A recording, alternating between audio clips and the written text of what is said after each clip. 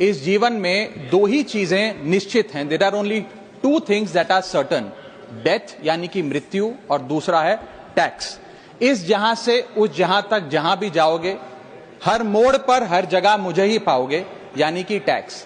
Madam, सपना था विश्व गुरु बनने का, बन गए हम टैक्स गुरु। और इतना टैक्स जो भारत की आबादी सरकार के खजाने में डालती है, उसके बदले सरकार जनता को देती क्या है, यह बहुत बड़ा सवाल है। कौन सी ऐसी हाई क्वालिटी सर्विस है जो फ्री ऑफ कॉस्ट जनता को दी जाती है? क्या हमें quality health care free of cost मिलता है? नहीं मिलता।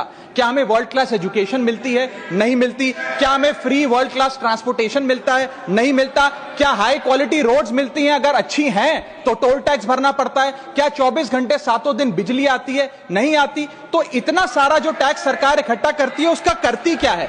इसीलिए मैं कहना चाहता हूं दैट वी इन इंडिया पे taxes like in developed countries to get services like in sub-Saharan countries. Madam, from the moment a child is born to the very moment his family mourns his death, the government is there at every step, not to help you but to tax you.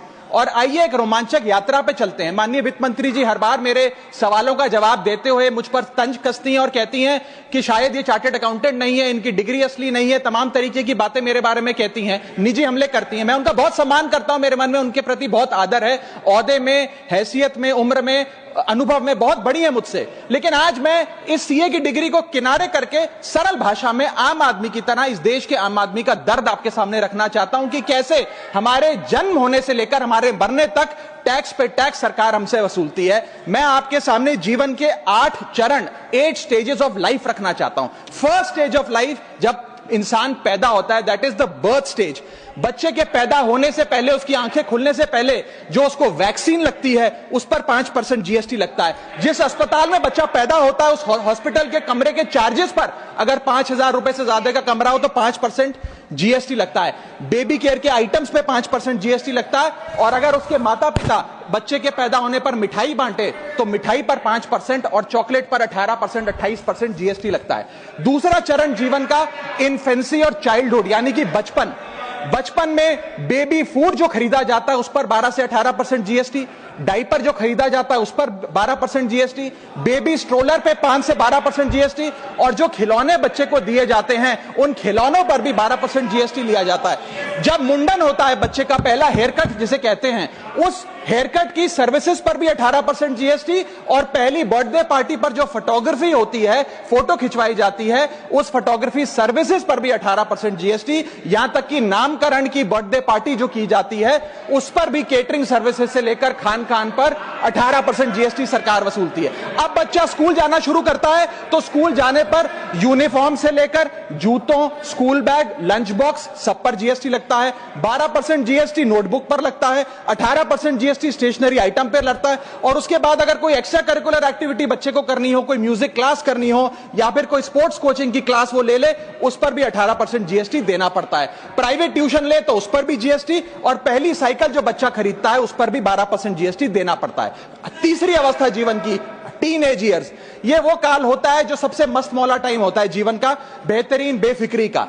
इसमें बच्चा, young जवान लड़का लड़की अपना पहला smartphone खरीदते हैं, उस स्मार्टफोन पर जीएसटी लगता है। अगर महंगा हो, विदेशी हो तो इंपोर्ट ड्यूटी भी लगती है। फिर वो अपना फोन रिचार्ज कराता है, उस पर जीएसटी लगते हैं। ब्रॉडबैंड इंटरनेट का कनेक्शन लेता है, उस पर जीएसटी लगता है। नेटफ्लिक्स, स्पॉटिफाई या वीडियो गेम की सब्सक्रिप्शन लेता है, उस पर भी जीएसटी देना पड़ता है। और अगर अपने दोस्तों के साथ पिक्चर देखने बाहर जाए तो पिक्चर की टिकट पर जीएसटी, एंटरटेनमेंट टैक्स और पॉपकॉर्न पर भी जीएसटी अब लगने लग गया है। तो तमाम तरीके के सॉल्टेड कैरेमल पॉपकॉर्न पर भी सरकार आपसे जीएसटी वसूलती है। इस बीच जब आप 18 साल के होते हैं और पहली बाइक या पहला स्कूटर खरीदते हैं, उस बाइक और स्कूटर पर आपसे जीएसटी लिया जाता है, व्हीकल इंश्योरेंस पर जीएसटी लिया जाता है, और उसके बाद रजिस्ट्रेशन टैक्स और रोड टैक्स के नाम पर भी पैसा लिया जाता है। जीवन की चौथी अवस्था, fourth stage of life, higher education की। इस हायर एजुकेशन की अवस्था में आप यदि प्राइवेट कॉलेज में पढ़ रहे हैं तो प्राइवेट कॉलेज की ट्यूशन फी पर जीएसटी लगता है। हॉस्टल में रह रहे हैं या पीजी का रेंट भर रहे हैं तो उस पर जीएसटी लगता है। स्टूडेंट लोन की प्रोसेसिंग फी पर जीएसटी लगता है। किताबों से लेकर लैपटॉप तक जीएसटी लगता है। और अगर माता पिता संपन्न है और बच्चे को विदेश भेजते हैं पढ़ने के लिए तो फॉरेन रेमिटेंस पर टैक्स कलेक्टेड एट सोर्स सरकार लागू करती है। अब आते हैं 5वीं अवस्था पे, जब वो अपना करियर शुरू करता है। ये वो एज है जिसे मैं golden age of direct taxes कहूंगा। अब ये डायरेक्ट टैक्स के जंजाल में आदमी फंस जाता है इस उम्र में जब उसकी पहली नौकरी लगती है।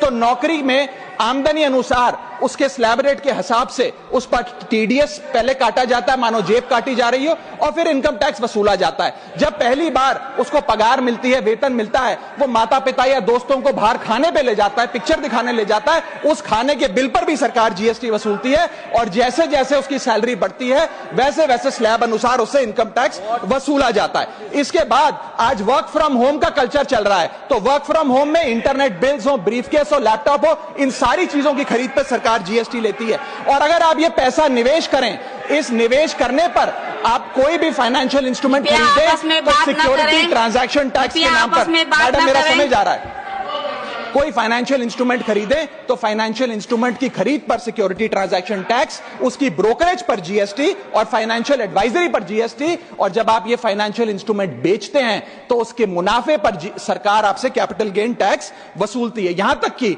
हेल्थ इंश्योरेंस और लाइफ इंश्योरेंस प्रीमियम्स पर भी सरकार आपसे जीएसटी लेती है। इसी सरकार के मंत्री माननीय गडकरी जी भी सरकार से यही गुजारिश कर रहे हैं कि इंश्योरेंस प्रीमियम पे कम से कम जीएसटी हटा दिया जाए। इसके बाद इंसान अपने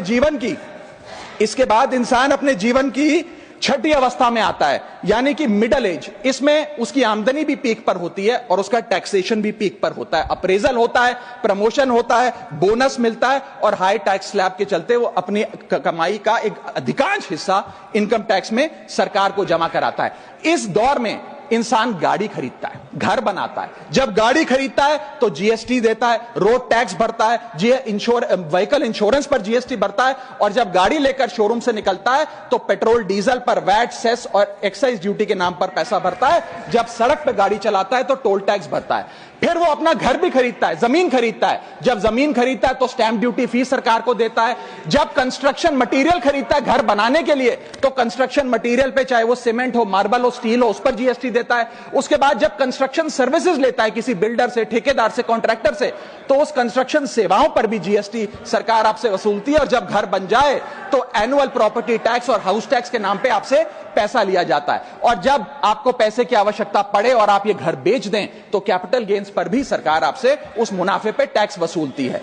और इस बीच शादी तो रह ही गई, फिर इंसान शादी करता है, इस बीच तो बैंक्वेट हॉल बुक करता है, उस बैंक्वेट हॉल की बुकिंग पे टैक्स भरता है। शामियाना, खाना, केटरिंग सर्विसेज लेता है, उस पर जीएसटी भरता है। ज्वेलरी खरीदता है, उस पर जीएसटी भरता है।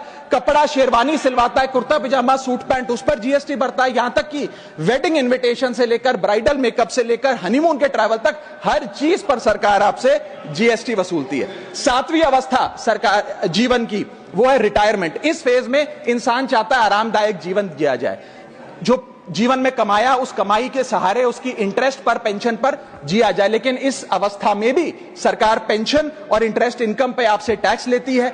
बूढ़ा हो जाता है, दवाई इलाज की जरूरत पड़ती है तो हेल्थ केयर बिल पर, दवाइयों पर आपसे जीएसटी लिया जाता है। लाइफ इंश्योरेंस और हेल्थ इंश्योरेंस प्रीमियम पर तो जीएसटी लेती है। और इस दौर में वो अपनी वसीयत लिखता है, फैमिली विल। उस फैमिली विल पर जो लीगल फीस देता है उस लीगल फीस पर भी उसे जीएसटी देना पड़ता है और स्टैंप ड्यूटी देनी पड़ती है। और आठवीं जीवन की अवस्था यानी कि जीवन की समाप्ति, जब उसका स्वर्गवास हो जाता है, उसके जीवन का अंत हो जाता है, यहां भी सरकारें उसका साथ नहीं छोड़ती, यहां पर भी सरकारें उस पर टैक्स लगाती हैं। जब कोई इंसान मरता है तो उसके अंतिम संस्कार में देसी घी, चंदन वुड, नारियल, इत्तर जैसा सामान इस्तेमाल होता है, उस पर भी जीएसटी लगता है। और जब उसके मरने के उपरांत अखबार में ऑबिचरी की इश्तेहार छपाया जाता है, उस पब्लिकेशन ऑफ ऑबिचरी न्यूज़पेपर पर भी 5% सरकार जीएसटी लेती है। और मरने के बाद जब प्रॉपर्टी उसके बच्चों को या परिवार वालों को दी जाती है, उस म्यूटेशन पर भी सरकार आपसे ड्यूटी सेस लेती है।